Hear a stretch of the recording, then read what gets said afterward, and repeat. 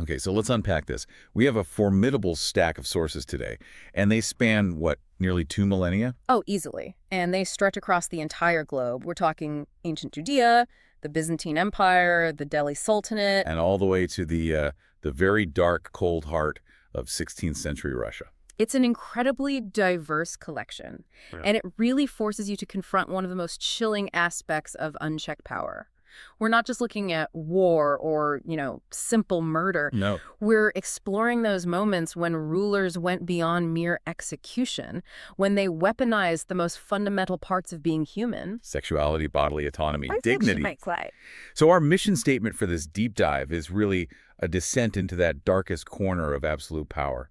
We're looking at rulers who use these intimate duels not just to kill their enemies, but to systematically destroy them. To destroy their status, their family's honor, their memory. These are the kings who created sexual and intimate punishments for their enemies, turning the human body into a kind of political textbook. A textbook. That's a good way to put it. Because a simple execution, it just removes the threat. But these punishments, they did something else, something far more permanent. Well, they created what we have to call a pedagogy of terror. It's designed to teach a lesson, but a lesson through flesh and blood that death alone could never convey. Because death is final. Death is final. But shame cascades through generations. And what's so disturbing, and what the sources just make unavoidable, is that this wasn't unique to one culture. Not at all. It's like this strategy was discovered, or maybe converged upon, by tyrants all over the world when they felt their power was threatened. That convergence, that's what leads us to the central, harrowing question that we have to keep coming back to with all this source material. Which is? How did these rulers demonstrate power not just over life and death, but power over dignity itself? They understood that real rule meant controlling not just what you do, but what you think, what you desire, your most private, intimate impulses. Okay, let's jump right into a scene that establishes this cold calculus better than any other. We have to start with Ivan the Terrible. We do. So the setting is the Kremlin Palace, August 1570. And the scene is documented by an eyewitness, a German mercenary named Heinrich von Stauden. And it's so important to establish his authority here. Von Stauden wasn't just some outside observer. No, he was an oprichnik. He was part of Ivan's inner circle of terror. So his account carries the weight of personal involvement, of terrifying proximity. And he describes a condemned nobleman kneeling before Tsar Ivan IV. The whole thing is meticulously arranged. The nobleman is stripped naked in front of the entire court. And this detail is key. The sources all emphasize that the wives of other high-ranking nobles were specifically forced to be there. Forced to attend and watch. And the executioners begin their work, but they're methodical. They aren't rushing. Von Stauden uses the phrase, carving him open methodically. It's not about speed, it's about observation. It is. The victim's body is being dismantled, slowly, in a setting designed for maximum social and physical exposure. But what makes the scene so terrifying, what von Stauden really focuses on, is the Tsar's demeanor. Yes. Ivan is not railing in anger, he's not screaming. He's seated on his throne, and he's just methodically eating grapes. And providing commentary, not in a tone of rage, but, and this is almost a direct quote from von Stauden, in the tone someone uses discussing the weather. That's chilling. That complete lack of emotional response is the deepest insight we have into his political mind. Von Stauden recorded that the Tsar's face showed no expression, only calculation. The suffering of the human being below him was beneath his notice. Yeah. It wasn't a crime of passion. No, it wasn't a loss of control. It was a demonstration of absolute surgical control.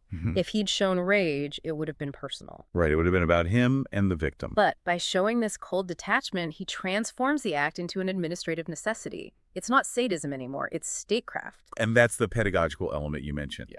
Precisely. The sources make it explicit. This wasn't just punishment. It was a lesson delivered through flesh and blood to everyone watching. The message wasn't just, challenge the Tsar and you die. No, the message was, challenge the Tsar and your body becomes a public syllabus. A syllabus, yes. Your death won't be quick, and your shame will absolutely not be private. To understand why he turned to this kind of terror, we have to look at the context. Right. He ruled from 1547 to 1584, and he started as a capable administrator, even an enlightened one for his time. But everything shattered after his first wife, Anastasia, died in 1560. He just spiraled. He fell into this deep paranoia, convinced that the aristocracy, the boyars, were conspiring to poison him and take his throne. And that paranoia created the oprichnina. A state within a state. It was his personal domain, governed by his private guard, the oprichniki. They wore all black, rode black horses. It was all symbolism. To show they were separate from the normal laws of Russia. They answered only to Ivan. And they operated under one brutal philosophy. That fear, raw terror, was the only language the boyars would understand. And when they targeted disloyalty, they had a preferred method, one that didn't just attack the man's life, but his entire political and social being. Public castration. The choice of that specific punishment is so deliberate. The sources describe these things happening in the most visible locations. The town square, the Kremlin courtyard with the whole court watching. And they were never rushed. They were deliberately prolonged. For maximum suffering, obviously. But It's the maximum observation. It's not just the act, it's the spectacle. Some accounts say the Tsar would even talk to the victim during the procedure. Asking if they felt more loyal now, making these vile jokes. And you have to understand the political currency of manhood, especially for that warrior class. To destroy a man's ability to have a lineage, and to do it in public, it's to wipe out his social standing, his entire future. It's not about the surgery. It's about the humiliation. The public destruction of his self. But Ivan's calculus, it was systemic. It didn't just stop with one person. No, the sources are absolutely clear. The strategy was designed to attack entire families. The goal was to make the trauma spread, as one chronicler put it, like plague through bloodlines. The punishment was layered to ensure nobody in the victim's circle escaped. Especially the wives.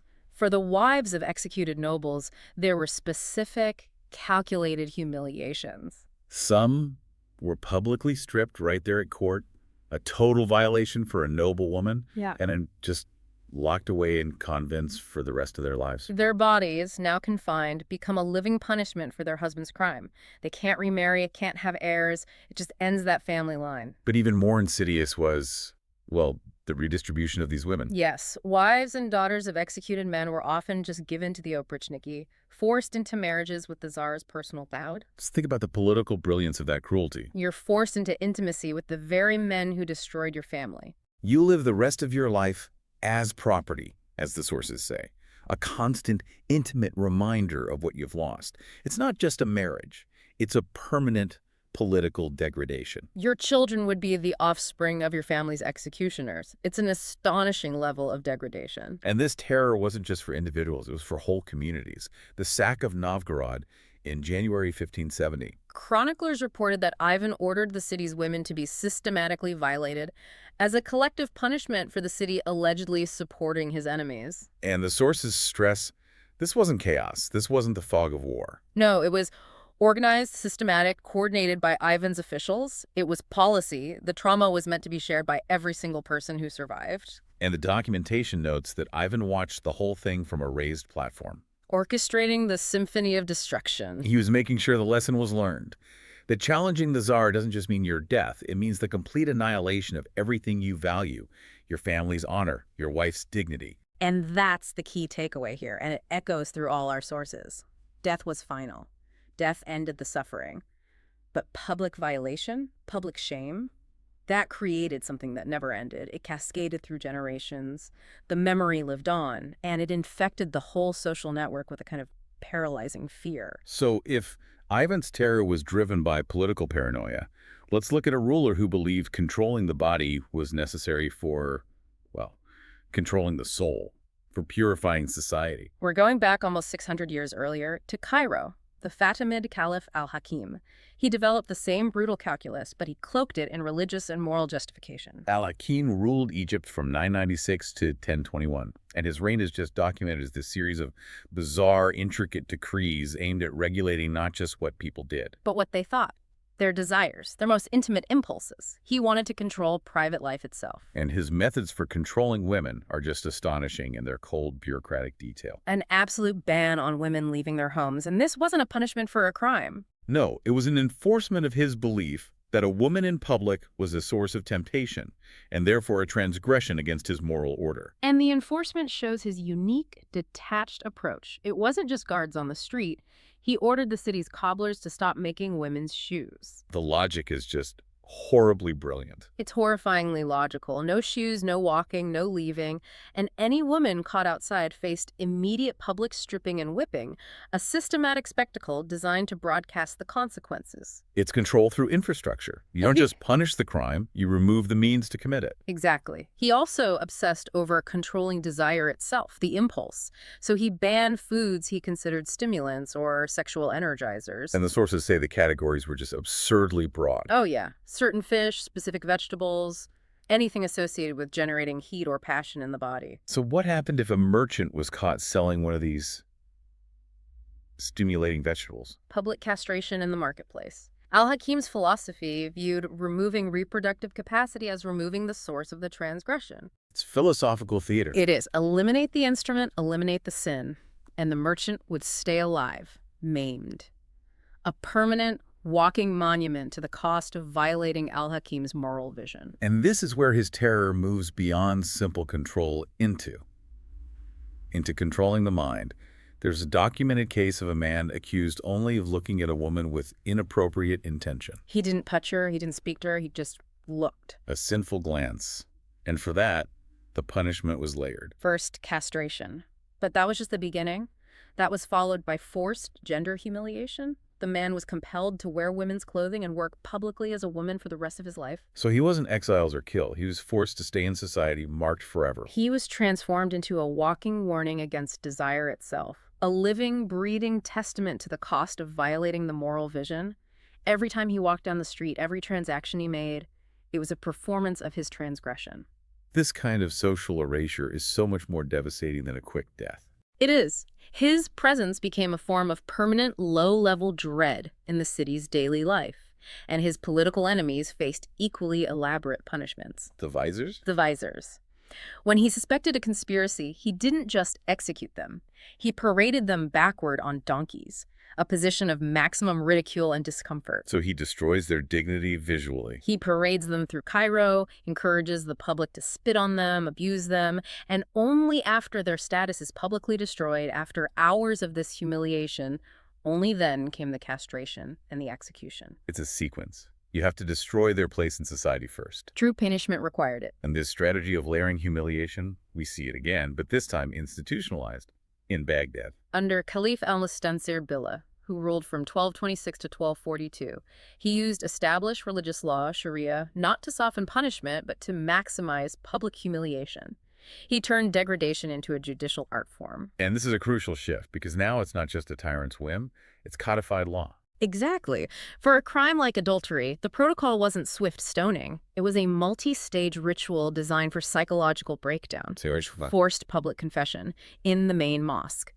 They had to describe the explicit acts in agonizing, degrading detail in front of the whole religious community. Destroying any privacy, any dignity before God and the community. And then they were stripped naked, total exposure, and paraded through Baghdad for hours on the way to the execution site, maximizing the shame as they passed people they knew, neighbors, friends, family. The historian Ibn al-Atha documented one horrific case. A man accused of sodomy was publicly castrated and then burned alive in the central square. And that combination was presented not as rage, but as an act of profound religious authority. A necessary deterrent. It wasn't sadism, it was judicial theater designed for systematic terror. Let's pivot now to Europe, the Middle Ages and Renaissance.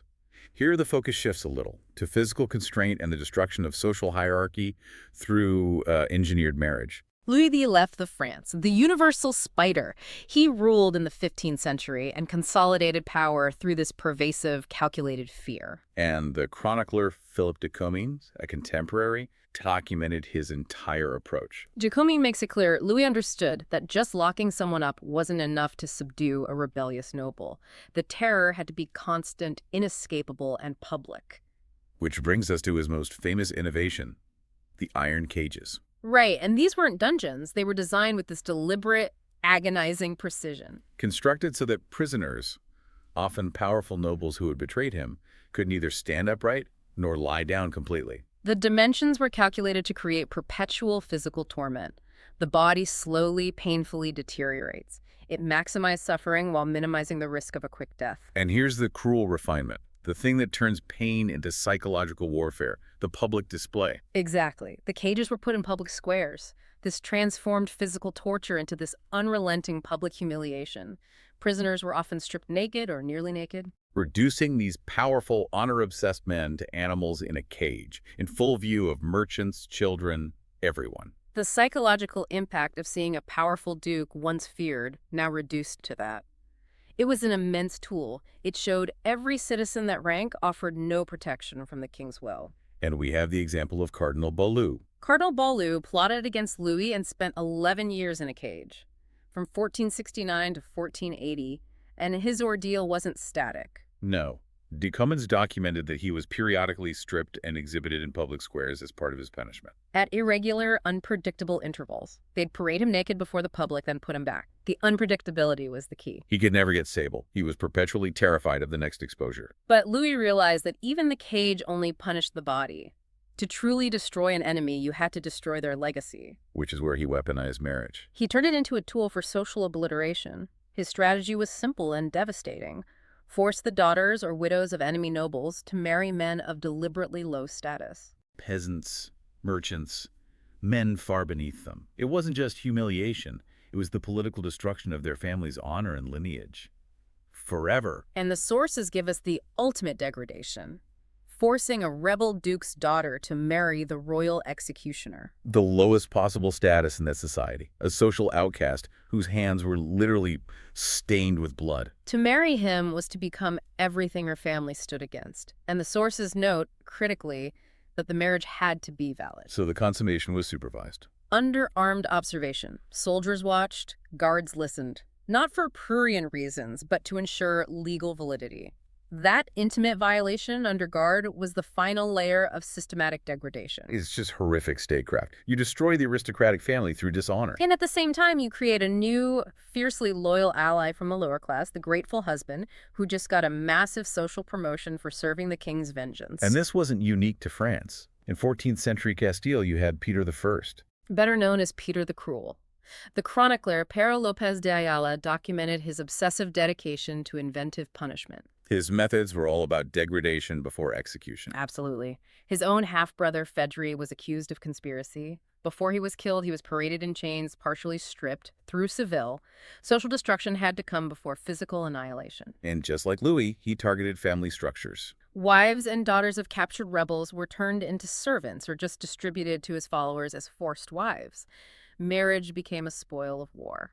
But the most psychologically devastating example is the one where Peter forced the widow of an executed nobleman to marry the very executioner who killed her husband. The layers of punishment there are just staggering. It's psychological, social, and marital all at once. She was forced into intimacy with her husband's murderer. A constant, intimate reminder of her loss and helplessness engineered by the state. That one act destroyed her grief, her memory, her social standing, and her bodily autonomy, all in one decree. The consistency of these methods across deep history is what's so striking. It proves this isn't a cultural phenomenon. It's something deeper. Let's go back to Judea in the 1st century BC, Herod the Great. He ruled as a client king of Rome, and he was famously paranoid, especially about his wife Miriam. And our source here is the historian Flavius Josephus. Josephus is crucial, and he's careful to record the political, not just personal, aspects of Herod's tyranny. So when Herod suspects Miriam of infidelity in 29 BC, the investigation he launches, it's not about finding the truth. Oh, it's about constructing a narrative that justifies her predetermined execution. He tortures her servants, and Josephus specifically highlights that the torture included humiliations of an intimate nature. To extract the specific degrading details he wanted for his narrative. Exactly. And her execution was preceded by this intense public shaming. She was forced to appear before the court while these explicit accusations about her alleged intimate conduct were read aloud in graphic detail. Her body, her alleged sexual acts, all cataloged and turned into a public spectacle. So she died not just as an executed woman, but as a publicly disgraced woman. Her reputation was tainted forever. Her children carried the stigma. Her dignity was stripped before her life was. It was an annihilation of legacy. And this tragedy went beyond his personal life. Josephus notes that the wives and daughters of executed political enemies were often just handed over to soldiers for sexual assault before they were killed, destroying their dignity and autonomy before execution. And then, of course, there's Vlad the Impaler. Vlad III, in 15th century Wallachia. Everyone knows about the impalement, but the sources show he applied this terrifying, intimate specificity to his methods. He understood that how you impaled someone could send a message. The Saxon Chronicles and German pamphlets document his practices for women accused of intimate crimes, like adultery. They were impaled specifically through their intimate areas. The stake's position was deliberate. It turned the act into a symbolic moral statement. It was meant to maximize humiliation beyond the physical pain. The body became a public textbook on the consequences of violating his codes of purity. For men who betrayed him, the punishment was theatrical and deeply personal. The sources mention a young man accused of adultery. He was castrated, his organs removed, and then he was forced to consume his own destroyed manhood before the final impalement. It's a level of psychological violation that's hard to comprehend, forcing the victim to be complicit in their own destruction of identity. And the sources repeatedly say Vlad would supervise these executions personally, even eating his meals during them. That casual consumption of food, it's the signature of the pedagogical tyrant. It's the same cold, administrative tone we saw with Ivan the Terrible. Just in a different cultural context. Finally, we have to look at the Byzantine Empire, where this kind of punishment moves from a king's whim into the formal structure of codified law. Under Emperor Justinian and Empress Theodora in the 6th century. This is a critical distinction. Justinian didn't just invent cruelties, he institutionalized them. He codified Roman law into the Great Justinian Code, but he also enacted laws in 533 AD that prescribed castration as the official punishment for sodomy. This makes intimate punishment a matter of public policy and legal statute, not just personal vengeance. It was publicly applied in Constantinople, serving as a clear, legally sanctioned deterrent.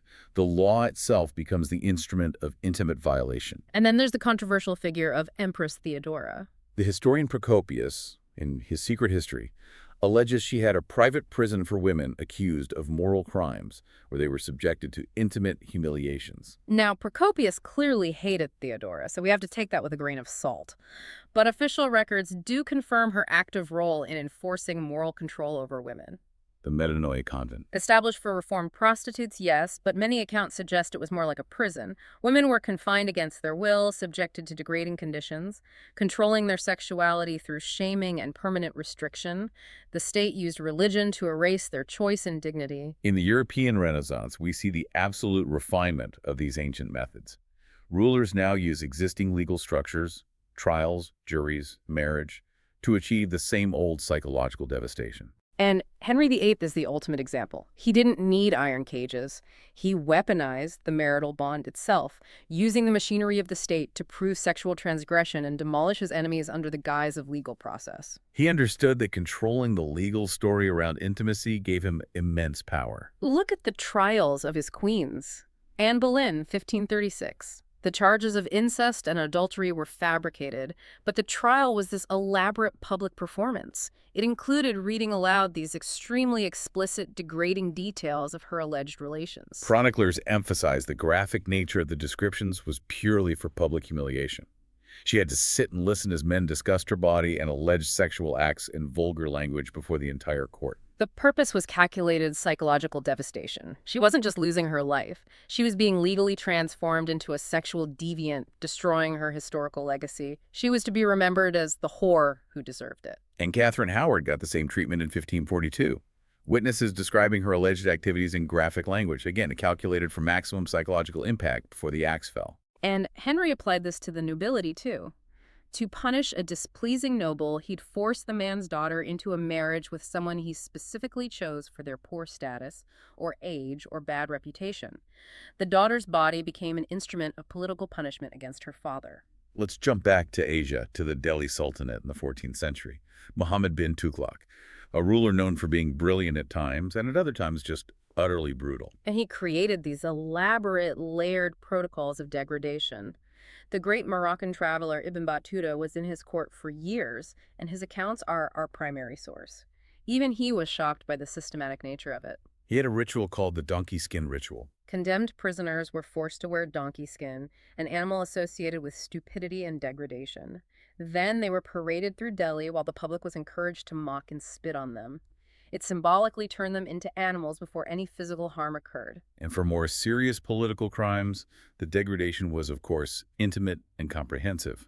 Ibn Battuta tells the story of a provincial governor who rebelled. Tughlaq had the governor publicly stripped, burning his rich clothes to destroy every symbol of his status. Then he was mounted backward on a donkey and paraded for hours. It's that same layered punishment we keep seeing. Status destroyed, then dignity violated, then physical shame imposed.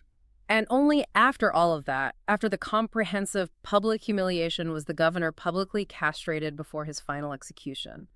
Death only came after everything that made him a man, and a leader was dismantled.